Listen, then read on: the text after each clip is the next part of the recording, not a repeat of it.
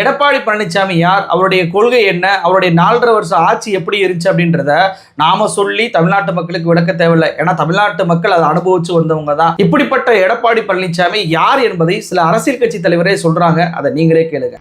மோடியை பத்தி பாசாங்குக்கு கூட 10 சொற்கள் பேசாத பாதந்தாங்கி பழனிசாமி தான் தமிழ்நாட்டை காப்பாற்ற போறாராம், உரிமைகளை மீட்க போறாராம்.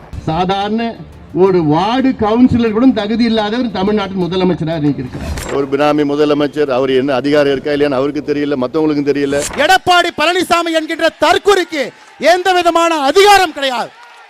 இது அகந்தை, இது அகந்தை.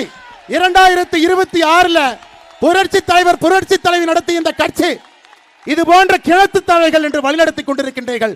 தூக்கி எறியப்படுவீர்கள். அப்போ எடப்பாடி பழனிசாமியை பொறுத்த வரைக்கும் அவர் ஒரு பாதம் தாங்கி, பாஜகவுடைய பாதத்தை அவர் தாங்குவார் அப்படின்னு சொல்லிட்டு முதலமைச்சர் சொல்றாரு. எடப்பாடி பழனிசாமிக்கு ஒரு கவுன்சிலர் கூட ஆக தகுதி இல்லாதவர், அவர் ஒரு துரோகி, அவர் ஒரு பினாமி முதல்வர் அப்படின்னு சொல்லிட்டு அன்புமணி ராமதாஸ் சொல்றாரு. எடப்பாடி பழனிசாமி ஒரு தற்கூரி, ஒரு கிணத்து தவளை அப்படின்னு சொல்லிட்டு பாஜக மாநில தலைவராக இருக்கக்கூடிய அண்ணாமலை அவர்கள் சொல்றாரு. அப்போ ஒரு கொள்கையோ கோட்பாடோ எதுவும் கிடையாது. ஒரு ரைடு விட்டாவே உடனடியாக காலில் விழுவாரு, காலில் தவழ்ந்து ஊறி போய் தான் அவர் பதவியே வாங்கினாரு அப்படின்ற பெயர் கொண்ட அந்த பாதம் தாங்கி பழனிசாமி அவர்களுக்கே இன்னொருத்தர் பாதம் தாங்கினா எப்படி இருக்கும்? அந்த பாதம் தகவலர் வேற யாரும் இல்ல, ஒன்றிய உள்துறை அமைச்சராக இருக்கக்கூடிய அமித்ஷா தான். அதாவது நான் சாணக்கியன்லாம் கிடையாது, நான் பாதம் தாங்கிக்கே பாதம் தாங்கியவர் அப்படின்னு சொல்லிட்டு இந்த அமித்ஷா நேற்றைக்கு பண்ண அந்த கூத்துக்கள்லாம் பார்த்தீங்க அப்படின்னா உண்மையிலேயே சிரிப்பு வர வச்சுச்சு. அதாவது எப்படியாவது அதிமுகவோட கூட்டணி அமைக்க வேண்டும் என்பதற்காக டெல்லியிலிருந்து சென்னைக்கு வந்த அமித்ஷா அவர்கள் அவர் நினைச்சதை போல கூட்டணியை பிரஸ் மீட்ல அறிவிக்க முடியல. காரிலேயே சுத்திக்கிட்டு இருந்தாரு சென்னையை. பல மணி நேரங்கள் சென்னையில காரில் சுத்த விட்டாங்க. ஒரு பக்கம் எடப்பாடி பழனிசாமி நான் டிடிவி தினகரனை, சசிகலாவை, ஓபிஎஸ் ஏற்றுக்கொள்ள மாட்டேன் அப்படின்னு சொன்னதுக்காகவே டிடிவி தினகரா நீங்க போய் அப்போலோவில் போய் அட்மிட் ஆகுங்கன்னு சொல்லிட்டு அமித்ஷா சொன்ன உடனே டிடிவி தினகரன் போய் அப்போலோவில் அட்மிட் ஆகுறாரு. ஓபிஎஸ் நீங்க கோயம்புத்தூர்ல போயிட்டு ஆயுர்வேத சிகிச்சையை போய் செஞ்சுட்டு வாங்க அப்படின்னு சொன்ன உடனே ஓபிஎஸ் அவர்கள் ஆயுர்வேத சிகிச்சை செய்வதற்காக கோவைக்கு போயிட்டாரு. அப்ப அண்ணாமலை பதவியை நீக்கணும்னு சொல்றாரா? அண்ணாமலை தேர்தல் எப்பப்பா? நாளைக்கே தானே, நாளைக்கெல்லாம் நடத்த வேணா, இன்னைக்கே நடத்து. நயினார் நாகேந்திரன் மட்டும்தான் வேட்புமனு தாக்கல் பண்ணணும், மற்ற எல்லாருமே அவங்கள பரிந்துரை பண்ணி ஒரே ஃப்ரேம்ல காட்டுங்க, அப்போதான் நம்புவாரு அப்படின்னு சொல்லிட்டு இன்னைக்கு நடக்க வேண்டிய தேர்தலை நேர்த்தே நடத்தி அண்ணாமலையை நீக்கம் பண்ணி நயினார் நாகேந்திரன் தான் தலைவர் அப்படின்னு சொல்லிட்டு எடப்பாடி பழனிசாமிக்காக தன்னுடைய கட்சி தலைவரையே மாற்றிருக்கிறார் அமித்ஷா. அதாவது பாதம் தாங்கிக்கே பாதம் தாங்கியராக மாறி இருக்கிறார் இந்த அமித்ஷா. இதுல வெக்கமே இல்லாம பிரஸ் மீட்ல என்ன சொல்றாரு? அதிமுக எந்த நிபந்தனையும் எங்களுக்கு சொல்லவே இல்லை, எங்க கூட்டணியில வந்துட்டார் அப்படின்றாரு. நீங்க கார்ல சுத்துனதா இருக்கட்டும், நேற்று நடந்த முழு சம்பவத்தையுமே அதிமுக என்னென்ன நிபந்தனைகள்லாம் உங்களுக்கு விதிச்சிச்சு அப்படின்றது கண் கூட தமிழ்நாட்டு மக்கள் பார்த்துட்டாங்க. ஆனா இதுல ஒரு சிரிப்பு வரக்கூடிய சம்பவம் என்ன தெரியுமா?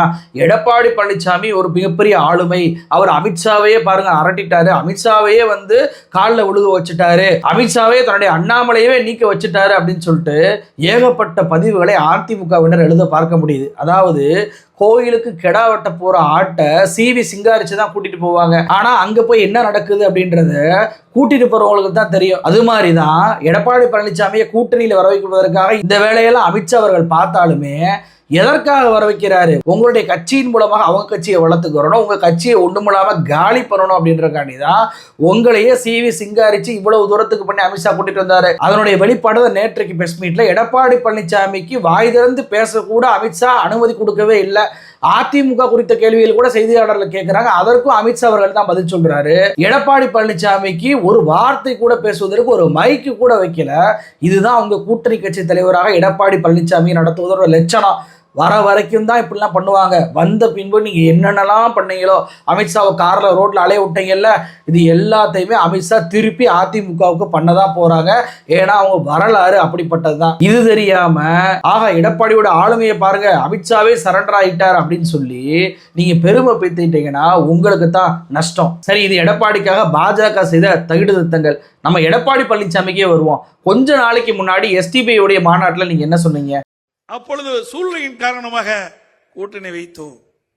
அதே நேரத்தில் கொள்கை என்று வருகின்ற பொழுது அனைத்து இந்திய அண்ணா திராவிட முன்னேற்ற கழகம் கொள்கைக்குத்தான் முன்னுரிமை கொடுக்கும். வருகின்ற நாடாளுமன்ற தேர்தல் மட்டுமல்ல, அடுத்து வருகின்ற சட்டமன்ற தேர்தலிலும் பிஜேபி கட்சியுடன் அனைத்து இந்திய அண்ணா திராவிட முன்னேற்ற கழகம் கூட்டணி இல்லை என்பதை தெளிவுபடுத்துகிறேன்.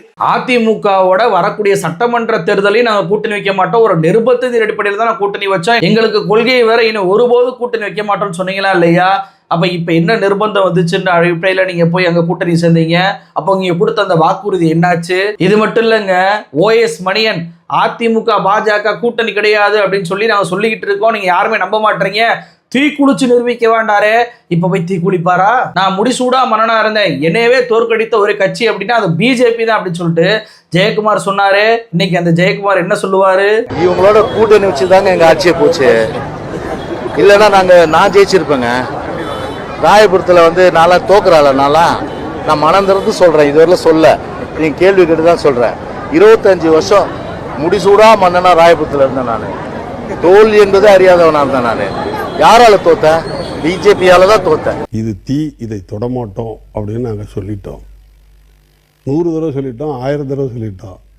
தீ குளிக்கணுமா சொல்லுங்க? அப்படியாவது உலகத்துக்கு, பத்திரிகை உலகத்துக்கு, டிவி தொலைக்காட்சிக்கெல்லாம் நிரூபித்து காட்டுறதுக்கு நாங்கள் யாராவது ஒருத்தர் தீ குளிச்சு காட்டுறோம். அப்ப 2 பேருமே முன்னுக்கு பின் முரணா பேசிக்கிட்டு இன்னைக்கு அந்த கள்ள கூட்டணியை உறுதிப்படுத்தி இருப்பதை தெரிஞ்சு கொள்ள முடியுதுல. அப்ப இந்த மாத்தி மாத்தி பேசக்கூடியவர்களை 2 பேரையும் ஒன்றாக இணைக்கக்கூடிய ஒரு ஒற்றை புள்ளி இருக்கு. அதுவுமே நேற்றைக்கு அமித்ஷா பிரஸ் மீட்லயே சொன்னாரு. அது என்னன்னு சொல்லி காட்டுறேன் பாருங்க. இந்த ஊழல் ஸ்கேம் கே நாம் படும், அதாவது பையா ஊழலை பத்தி முதல்ல சொல்லு அப்படின்னு சொல்லிட்டு அமித்ஷா சொல்வதை பார்க்க முடியுதுல. இந்த அமித்ஷாவுக்கு OPS ஒரு பதில் கொடுத்துருக்காரு, உங்களுக்கு காட்டுறேன் பாருங்க. என்னென்ன செஞ்சேங்கிறது எனக்கு நல்லா தெரியும். இந்த 4.5 வருஷத்தில் அரசில் உட்காந்துட்டு, முதலமைச்சராக உட்காந்துட்டு எனக்கு அத்துப்படி நான் கையெழுத்து போட்டு தான் ஃபைல் பூரா அங்கே அடுத்ததுக்கு போகும். நான் அவுத்து விட்டேன்னா எங்கே போகணும்? திகார் செயலுக்கு நீ போகணும். அதாவது 4.5 வருஷமாக எடப்பாடி பழனிசாமி ஆட்சியில் இருந்து கொண்டு என்னென்ன ஊழல்கள் எல்லாம் செஞ்சிருக்காரு அப்படின்றது எனக்கு எல்லாமே தெரியும், அதை நான் போட்டு உடைச்சிடவா அப்படின்னு சொல்லிட்டு உங்க பக்கத்துல உட்கார்ந்துருக்க எடப்பாடி பழனிசாமி ஒரு ஊழல் தான் அப்படின்னு சொல்லிட்டு அமித்ஷாவுக்கே OPS பதிலடி கொடுத்துட்டாருங்க. இது மட்டுமல்ல, பத்திரிகையாளர் சந்திப்பிலே ஒரு சம்பவம் நடந்துச்சு. கடந்த 10 ஆண்டுகளில் நெடுஞ்சாலைத்துறையில் மட்டுமே 30,000 கோடி ரூபாய், குறைந்தபட்சம் 30,000 கோடி ரூபாய் ஊழல் நடந்திருக்கும். முழுக்க முழுக்க முதலமைச்சராக இருந்த, அதற்கு முன்னால் நெடுஞ்சாலைத்துறை அமைச்சராக இருந்த எடப்பாடி பழனிசாமி இந்த 30,000 கோடி ரூபாய் ஊழலுக்கு சம்பந்தப்பட்டிருக்கிறார். அப்ப நெடுஞ்சாலை துறையிலேயே எடப்பாடி பழனிசாமி 30,000 கோடி ஊழல் பண்ணியிருக்கிறார் அப்படின்றத பத்திரிகையாளர்களே சம்பவம் பண்ணதை நம்ம பார்த்தோமா இல்லையா? அப்போ அமித்ஷா பேசின ஊழல் அப்படின்ற மையப்புள்ளியில தான் இந்த 2 பேருமே இணைகிறாங்க. ஏன்னா இதே நெடுஞ்சாலை துறையில தான் மோடி அவர்கள் மிகப்பெரிய ஊழலை பண்ணாரு அப்படின்னு சொல்லிட்டு CAG ரிப்போர்ட் கொடுத்துச்சு. ஆயுஷ்மான் திட்டத்துல 7.5 லட்சம் கோடி ஊழல் பண்ணாங்கன்னு சொல்லிட்டு CAG ரிப்போர்ட் சொல்லுச்சு. அப்ப 2 நெடுஞ்சாலை ஊழல்வாதிகள் ஒரே மையப்புள்ளியில் இணைந்த ஒரு கூட்டணியாக தான் இந்த கூட்டணியை நான் பார்க்கிறேன்.